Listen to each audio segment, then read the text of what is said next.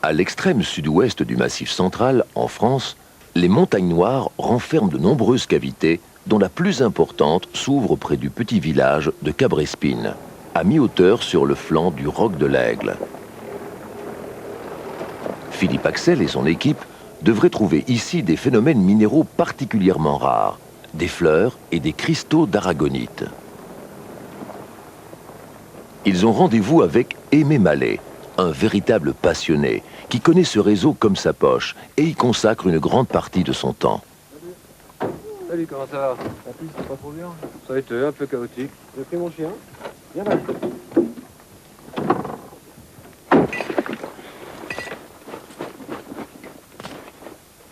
J'en ai pris aussi, ouais. Empruntant le chemin découvert par les premiers explorateurs, Laurent, Robert et le caméraman descendront avec lui sur plus de 2 kilomètres.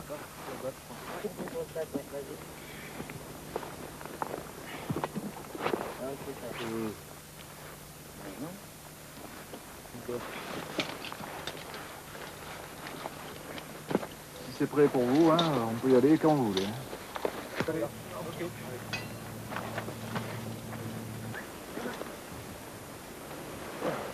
L'entrée de la grotte fut découverte en 1968 par un groupe de jeunes lycéens de la ville de Carcassonne, toute proche.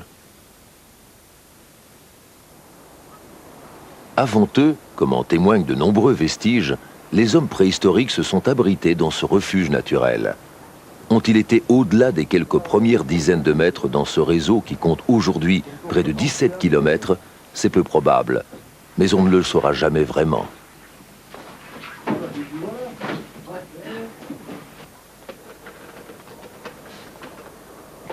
Balou est intrigué par la préparation des lampes à carbure, ces curieux cailloux qui dégagent de l'acétylène lorsqu'ils sont mis en contact avec de l'eau. La simplicité et l'autonomie de ce système en font l'éclairage préféré des spéléologues.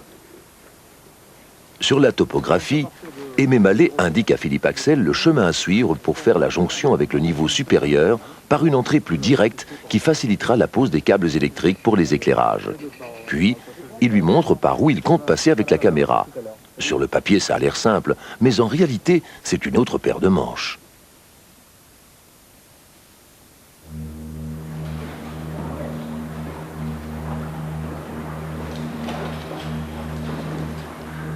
Après avoir descendu une longue galerie, l'équipe rejoint la rivière souterraine de la grotte de Cabrespine.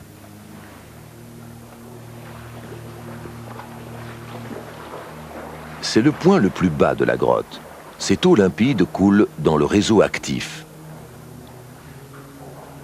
La rivière continue à se frayer un chemin plus profond dans la roche, profitant de chaque faiblesse du calcaire. Dans quelques milliers d'années, elle aura creusé un nouvel étage inférieur, et cette galerie sera sèche.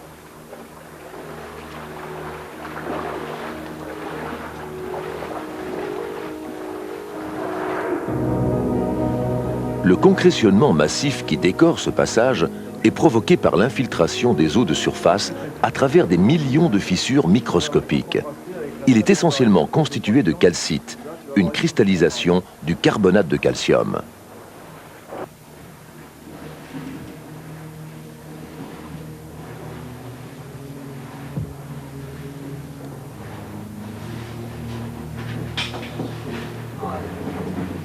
L'équipe quitte la rivière pour remonter une cheminée étroite qui mène vers la partie supérieure de la grotte.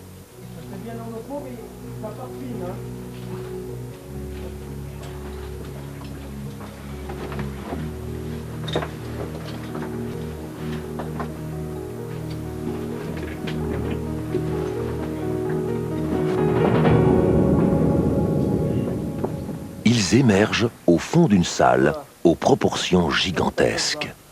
C'est grand, hein? Ouais. On va attendre Alain, là, un petit peu, parce qu'avec sa caméra, il doit... C'est la grande salle? Alain va arriver, là. 2-3 minutes quand même. Montre-la, toi. Alors, amenez ça.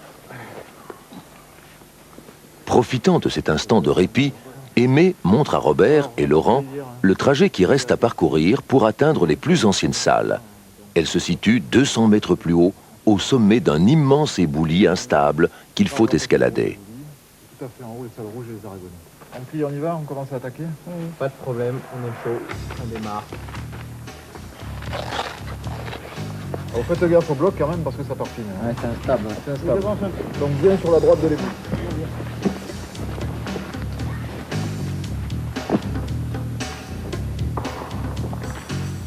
Ce gouffre, aux dimensions impressionnantes, a plus de 250 mètres de hauteur. On pourrait y loger sans problème les 2 premiers étages de la Tour Eiffel.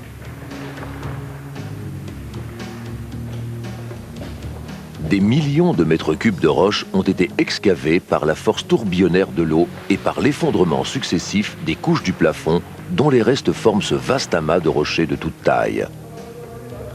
L'escalade est très dangereuse. Le moindre faux pas peut entraîner un éboulement des blocs qui emporterait les grimpeurs.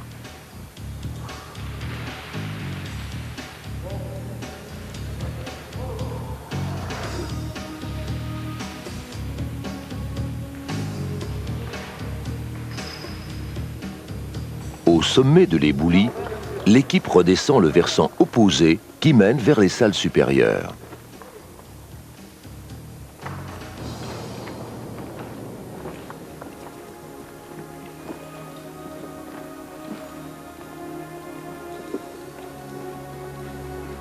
La physionomie de la grotte change complètement. Superbement décorée de centaines de concrétions, la première salle est entièrement recouverte par une coulée de calcite de couleur rouge. C'est ici que la rivière pénétrait la caverne, il y a des millions d'années.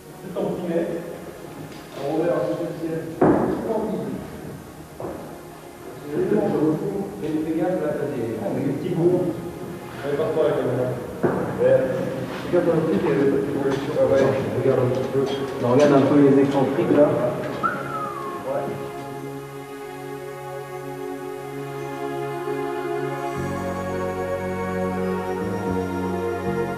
Sur les parois de marbre bleu, des milliers d'excentriques aux formes délirantes se sont formés.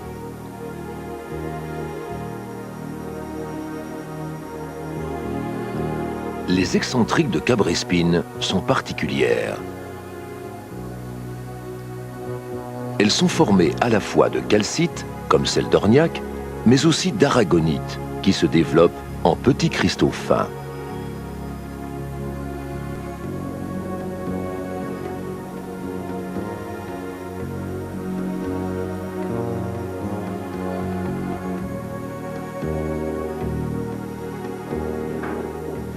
Sous de superbes buissons d'aragonite qui pendent au plafond, Philippe Axel, accompagné de Claude Granier, spéléologue de longue date, est rejoint par l'équipe. Pour préserver cette grotte magnifique, Claude Granier a aménagé un balcon au sommet du gouffre géant de Cabrespine, d'où les visiteurs peuvent découvrir la profondeur de cet abîme. C'est le moment, hein. C'est comme ça, il y a tout ce qu'on veut dessus. Et l'aragonite, pour nous, ça, c'est la capillarité qui fait pousser ça comme des fleurs.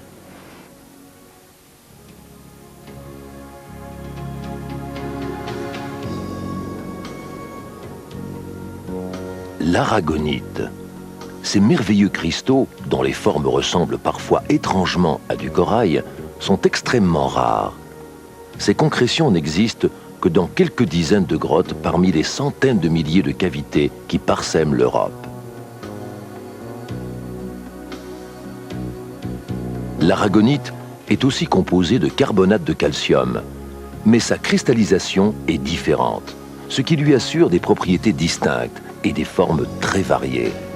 Elle est moins stable que la calcite et particulièrement sensible aux changements de climat.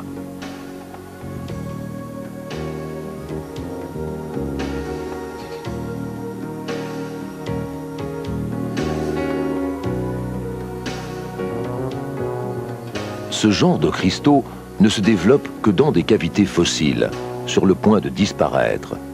Ces salles extraordinaires sont condamnées. Une double mort provoquée par les éboulements et parallèlement par le développement des cristaux qui bouchent définitivement les galeries. Plus les grottes vieillissent, plus elles s'embellissent. À la veille de leur mort, elles se parent de leurs plus beaux manteaux. Heureusement, cette agonie, brève à l'échelle géologique, représente de nombreuses générations pour les êtres vivants.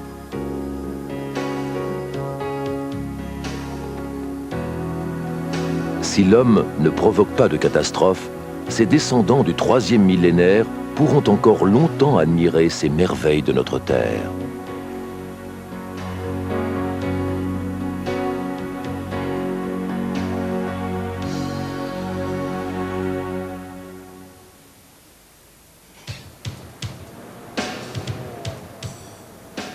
Philippe Axel rejoint son équipe dans les Pyrénées pour filmer l'une des grottes les plus exceptionnelles du monde, dont l'emplacement exact est tenu secret.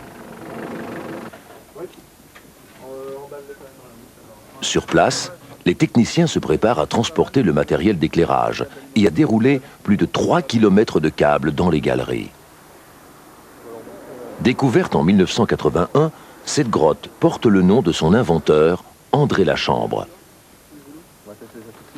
Ancien mineur dans les charbonnages de Lorraine, André Lachambre, que ses amis appellent Dédé, n'a commencé la spéléo qu'en 1973.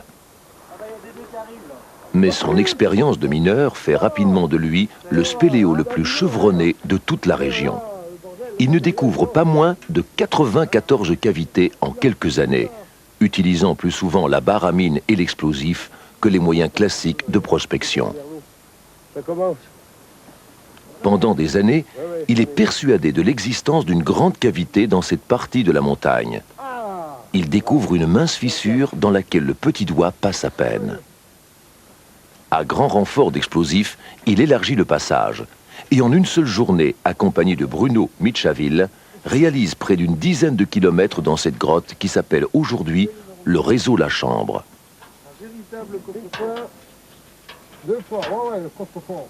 Ça y est, voilà. Nous y sommes. Et ça y est. L'entrée du réseau est protégée par une impressionnante porte blindée, une mesure de protection fournie par le ministère français de l'Environnement.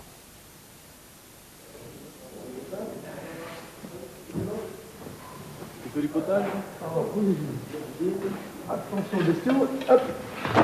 L'équipe a installé un camp de base dans une salle située à 2 km de l'entrée du réseau Lachambre pour déposer le matériel et bivouaquer.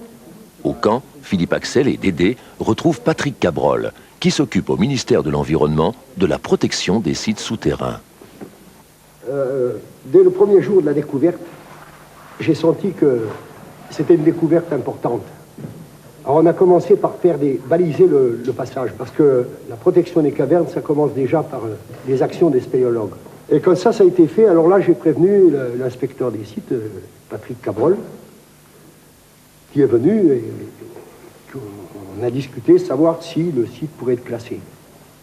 Je suis venu visiter le réseau à peu près 4-5 mois après sa découverte et je me suis rendu compte immédiatement de l'intérêt patrimonial exceptionnel qu'il avait du point de vue des concrétions, stalactites, stalagmites, mais surtout aragonites, cristallisation assez exceptionnelle. Et à ce moment-là, j'ai prévenu aussi les chercheurs du laboratoire souterrain de Moulis qui sont venus faire une visite très peu de temps après. Tous ensemble, nous avons pris conscience de la nécessité de mettre en place une protection beaucoup plus forte de cette grotte et nous avons envisagé à ce moment-là une protection juridique en accord entre les spéléologues qui avaient découvert la cavité, les propriétaires, les scientifiques et l'administration. C'est à ce moment-là que la procédure de classement a commencé.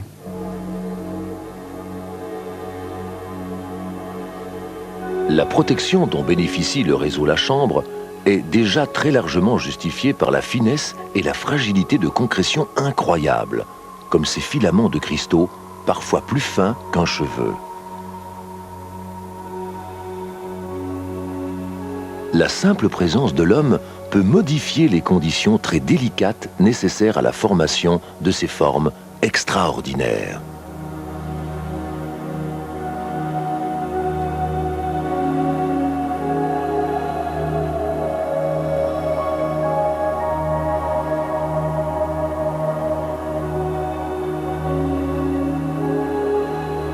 Quant aux perles des cavernes, elles disparaissent bien souvent dans la poche d'un visiteur peu scrupuleux.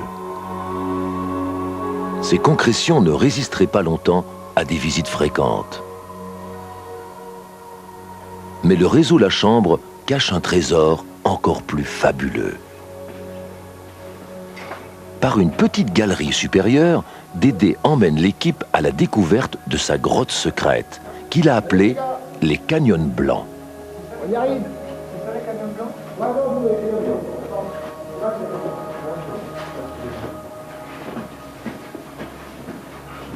et puis il faut se baisser assez. Attention, ça. Oui, il faut se baisser assez. La progression est délicate. Il faut ramper entre des concrétions sans les toucher. Ça passe? Ça va? Attention, tourne à gauche. Voilà. Tout à l'heure, non, on est passé vite, on a passé là, mais là, attendez, il y a des bouquets, là, l'heure, bon. Attends, laisse-nous tous regarder là. Oui, le doigt.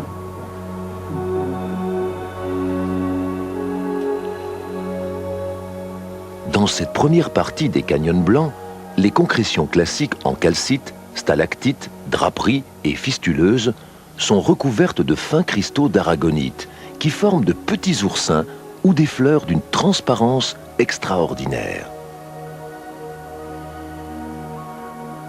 La calcite et l'aragonite se développent en symbiose, entremêlant filaments, bouquets de fleurs et cristaux parasites.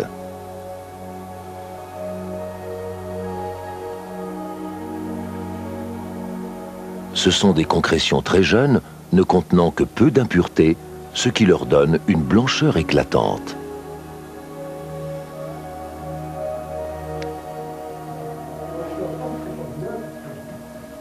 En s'agrandissant, la galerie se recouvre d'un véritable tapis de fleurs blanches d'aragonite.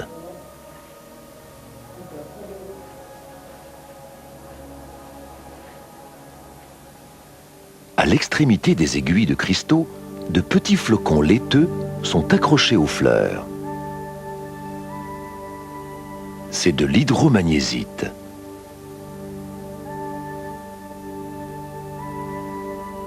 Essentiellement composé d'eau et de fines particules blanches, l'hydromagnésite est une substance extrêmement rare, dont l'on ne trouve que des quantités de l'ordre du gramme dans la majeure partie des grottes qui en contiennent.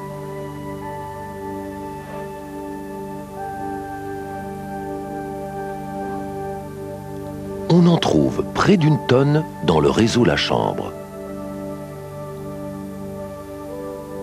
Les Canyons Blancs représentent le plus grand gisement d'aragonite et d'hydromagnésite du monde.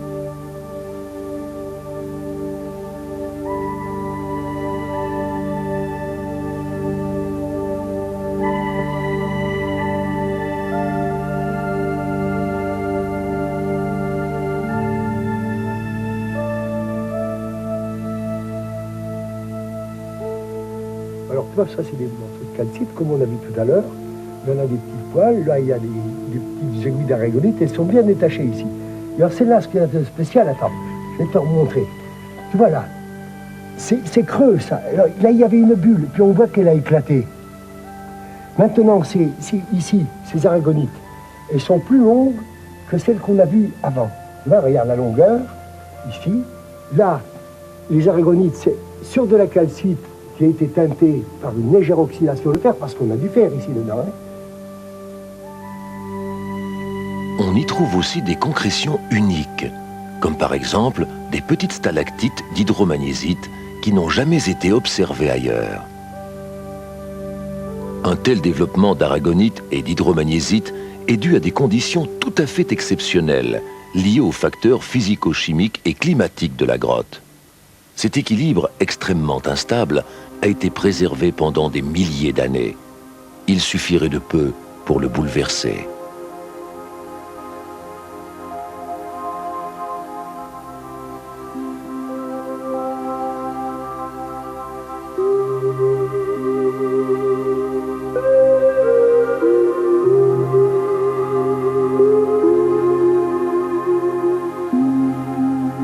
Au fond d'une galerie, un gourd, véritable petit lac, se niche dans un écrin de concrétion.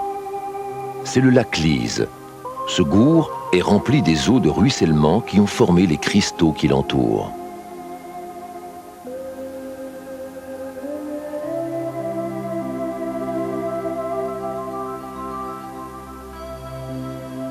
Car ici, rien ne vit, Toutes ces formes merveilleuses ont été formées par l'eau et la roche, sans aucune intervention d'un quelconque organisme vivant.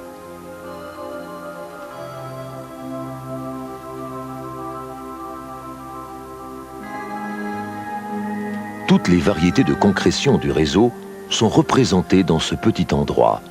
C'est en quelque sorte la grotte en miniature.